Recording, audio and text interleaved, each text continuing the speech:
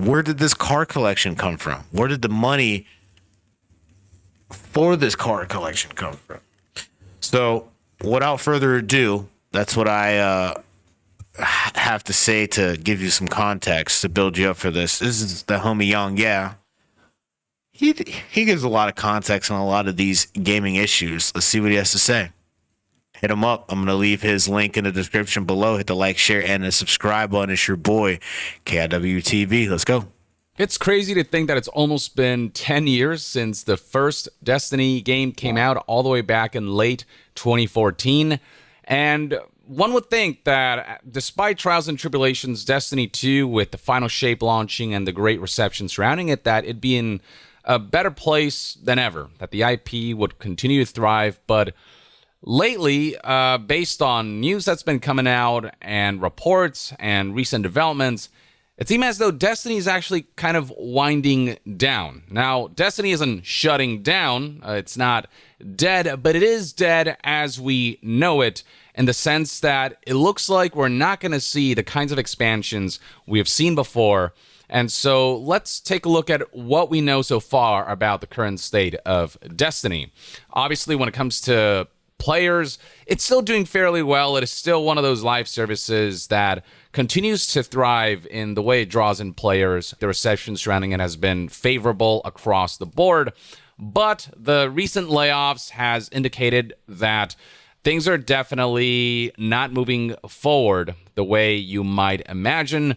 It definitely seems like they're downscaling operations for Destiny, despite Bungie having assured when Sony acquired Bungie that there'd be no layoffs all the way back in 2022. We saw layoffs happen in 2023, and most recently in 2024. The most recent round of layoffs was announced on July 31st, 2024, via the following post where Bungie confirmed that 220 roles at Bungie would be eliminated following the success of the final shape. And we're already seeing in the comments here former Bungie employees calling for Pete Parsons, the CEO, to step down because his leadership has truly been across the board abysmal. Alongside the 220 who were laid off, 155 Bungie employees were moved to work for Sony. And then alongside that, we've got around 40 people who were moved from Bungie to this new incubation team for a new studio under Sony to work on this new project. And along the way, we learned that CEO Pete Parsons, throughout the time between Sony's acquisition and now,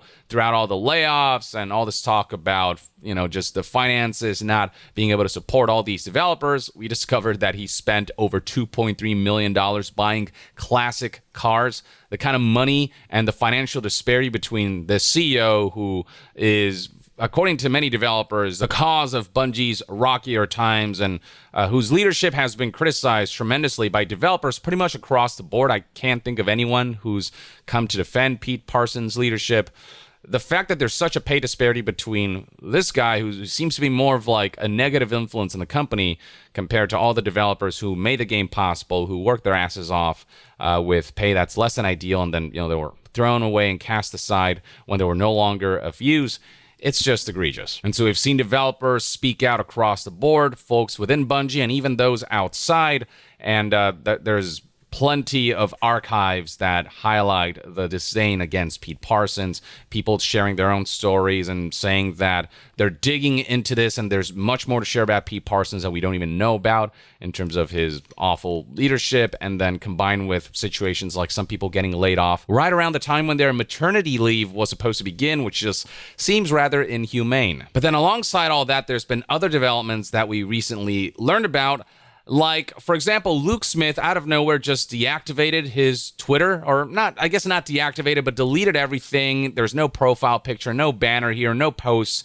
He just kind of wiped his Twitter page completely. It's still accessible, but there's nothing here. He was the executive creative director for Destiny and Bungie. That is clearly no longer the case. This was indication that Luke Smith was no longer with the company, but we later got confirmation that this was indeed the case. And same goes for Mark Noseworthy, the VP of Destiny and who handled that aspect of Bungie. He has continued to maintain his Twitter page active, and he's posted some stuff since.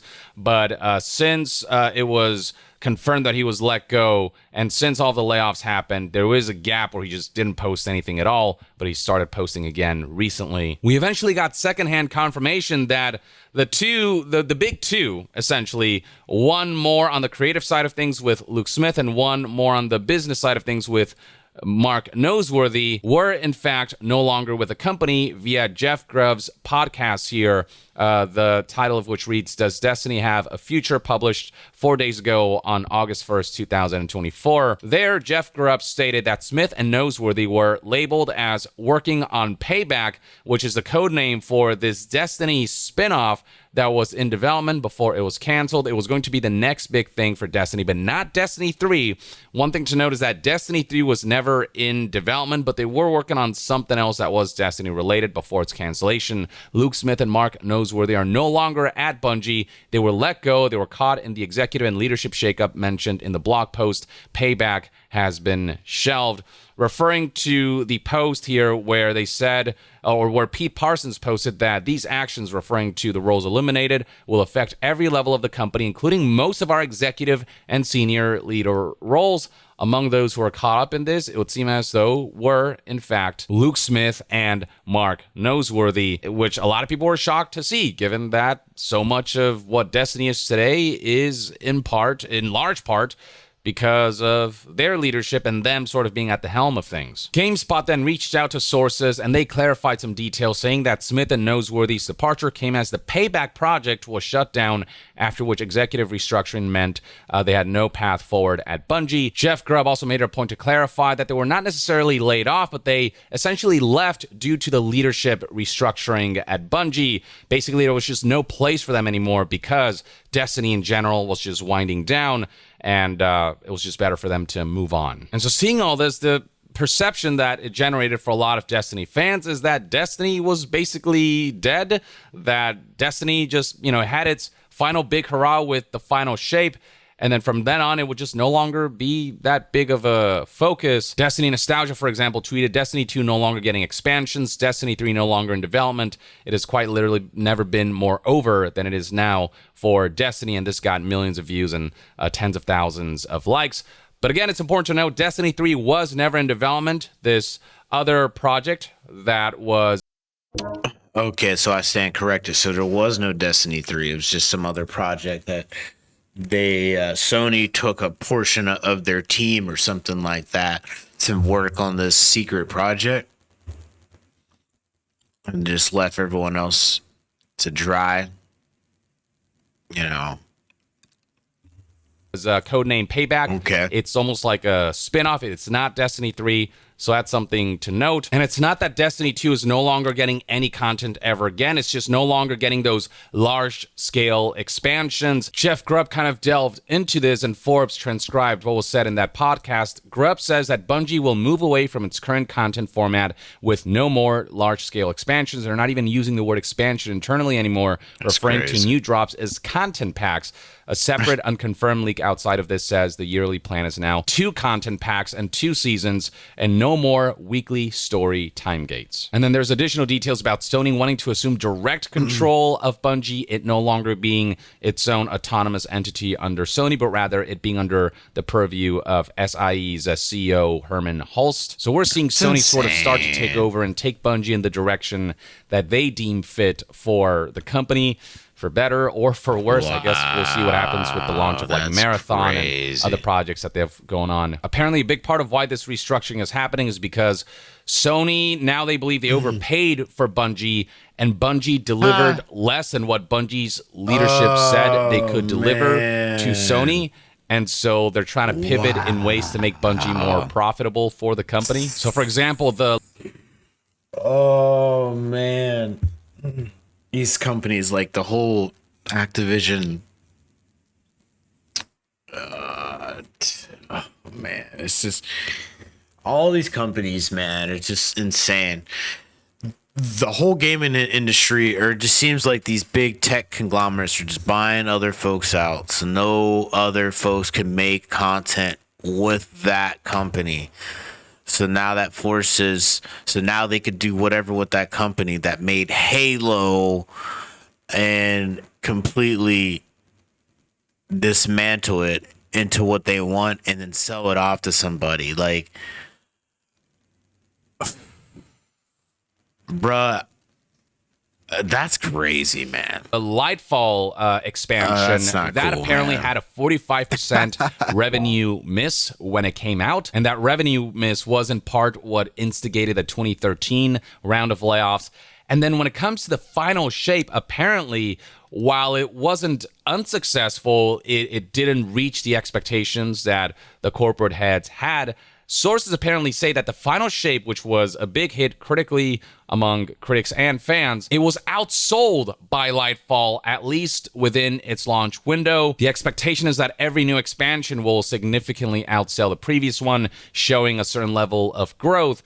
But the final shape apparently, like in terms of its pacing of sales, was even slower than that of Lightfall's, at least within the launch window short term, and that generated concerns.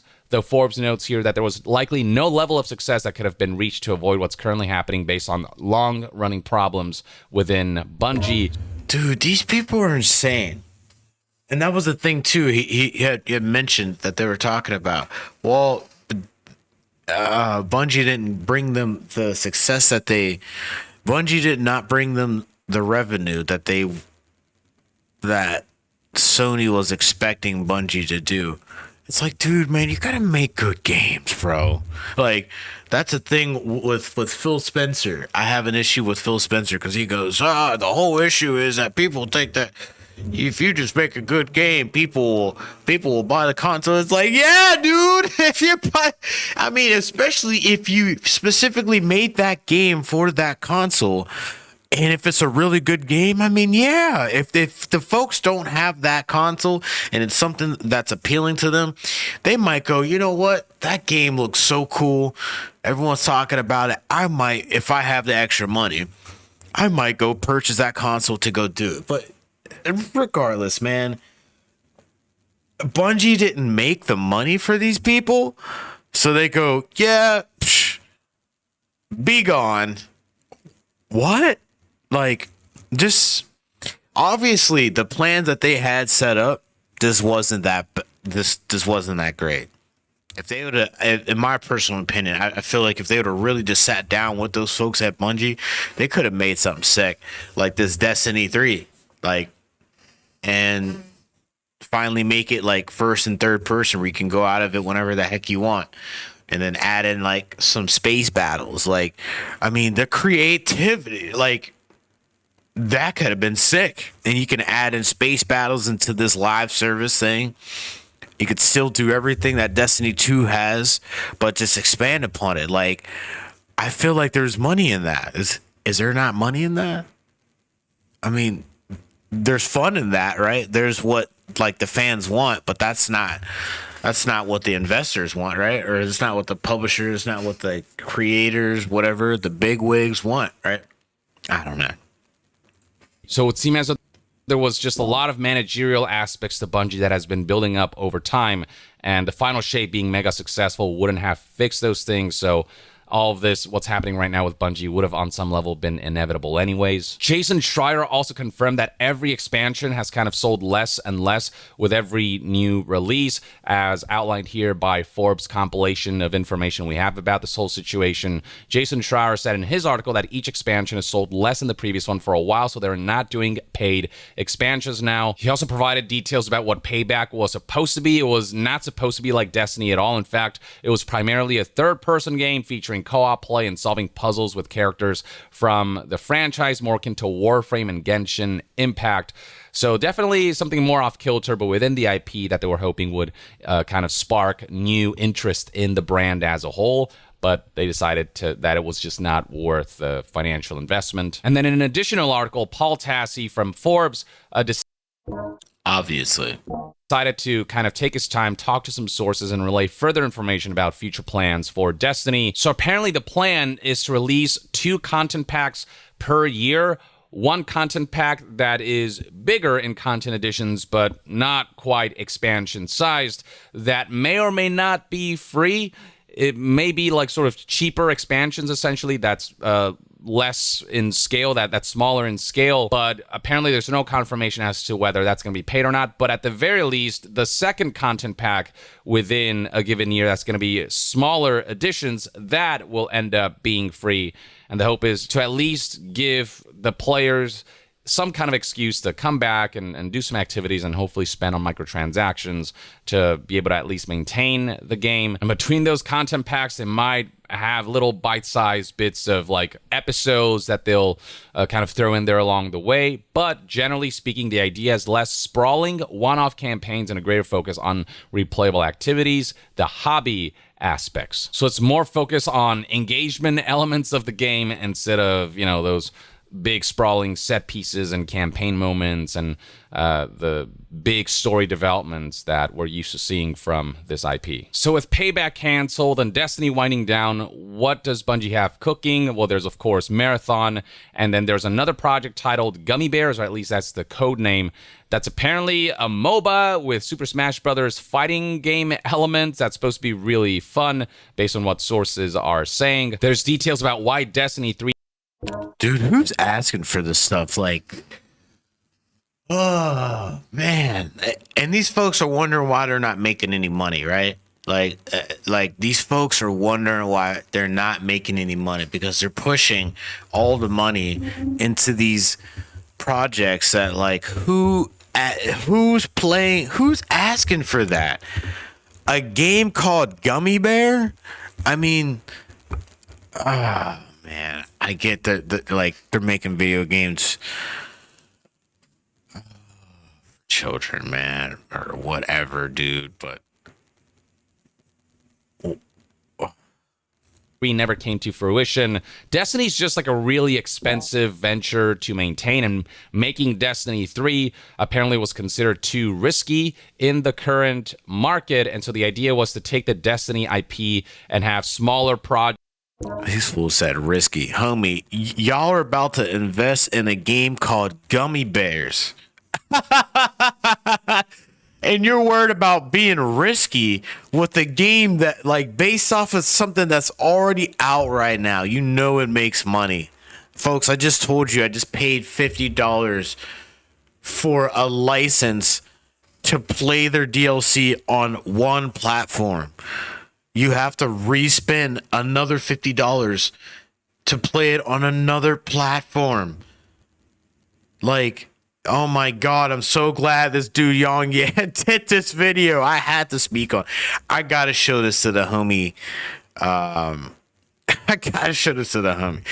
Bruh, these folks are literally talking about they're thinking it's a risky move to make another Destiny game. Over making a game about gummy bears, or called Gummy Bears, dude. Projects and more manageable projects kind of split across the board. And there's also the element of, like, the audience base of Destiny skews towards older players, and they're trying to appeal to younger crowds as well, which is why they're kind of trying to spread to more game types. That's not just the mainline Destiny games, hence why Payback was kind of a thing they were considering before its cancellation. But at the end of the day, like, Destiny 3 was never in consideration because Destiny 2, that by itself was already just such a pain to try to manage, from a financial standpoint, and to build a Destiny 3 in this market was just too much. And so they were trying to kind of finagle it in a different way. But on numerous fronts, especially where Payback is concerned, that didn't work out. And so it seemed as though Destiny as a whole is just kind of becoming a secondary element compared to those new projects that they're pursuing, whether it's Marathon or Gummy Bear or, incubation projects within Sony. And then finally, we have some more details about the layoffs and how a lot of developers feel lied to. They were told that, the final shape was make or break, and they made it and it was successful, but they still got laid off. So they just feel like they were deceived, because apparently even success is no guarantee that your job is safe. And now apparently the mantra for Marathon is also make or break. But once that game becomes successful, I have little doubt that Bungie will still give the finger to the developers who made the success of that game possible if it becomes successful. There's talk of how Bungie is forever tied to games as a service. They're never going to make like a single player game, and the the departments that were laid off and gutted include much of QA, which is now outsourced to people who are unfamiliar with even basics of the game. So yeah, great. That should bode well for the quality assurance of future projects. It just sounds like a whole freaking mess, and just dismantling of a lot of talent and experience that should be nurtured. Just like what I was saying, folks. I mean, I kid you not. Kid you not. But these folks, they don't care about that. They care about money. They care about money. They don't care about these folks' families. They don't care about. They obviously don't care about these projects either, and they don't care about using their brains to go. Yeah, the real ROI is just like listening to the fans and making a real game based off of what we are able to make, and then what the fans actually are giving the feedback on, like based on the feedback from the fans. It's like it's hard to please everybody, but dude, you stick to a firm foundation there of like what to take from the feedback from the fans. I think you can make something great, and with all the fuck, these people make all this money. Oh man, it's insane, dude. For the long-term health of the studio, but this feels like the typical descent we see that will have the studio scrambling for talent, and that will, in the long term, lead to just more troubled developments and more chaotic development pipelines. But yeah, this is kind of the situation, ladies and gentlemen. Destiny is not dead. It's not going to completely shut down. It's still going to receive content additions, but you can very clearly tell that its maintenance now is a lot smaller in scale, and that the Destiny model that we knew as we knew it, the expectation of large-scale expansions and campaign-driven experiences that can also be tackled via multiplayer, that kind of large-scale support we saw for Destiny is over, and it's easy to imagine that content creators are going to move on from Destiny because it's just no longer just all that exciting to cover the kind of content that Destiny's going to get. And I guess you're going to ride on Marathon being kind of successful enough to be able to make that their main focus for content and all these things. But this feels like a slow decay for Destiny to pave the road to ventures that Bungie and Sony feel will be more profitable and more financially viable and will draw in new audiences to their IPs. Is the vibe that I'm getting, but... Yo, shout out to Yong. Yeah, man. Go check them out. I'm going to leave the link in the description below for this. Definitely go show them some love. Let them know who sent